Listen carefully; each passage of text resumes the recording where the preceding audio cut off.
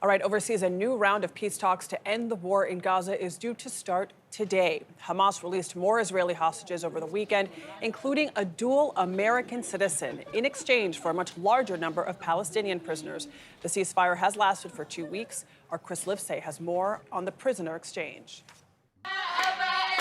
An embrace nearly 16 months in the making. American-Israeli Keith Siegel from North Carolina reunited with his daughters. Hours earlier, his captors paraded him on a stage in Gaza City before handing him over to the Red Cross. 2 more hostages were also released. Ofer Calderon, who was abducted from his kibbutz in October of 2023.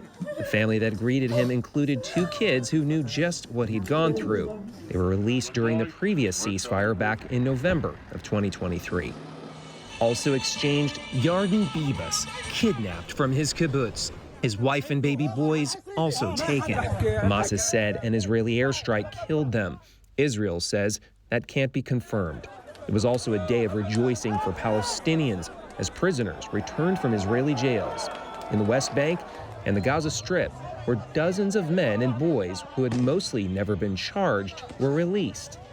And a turning point at Gaza's southern border.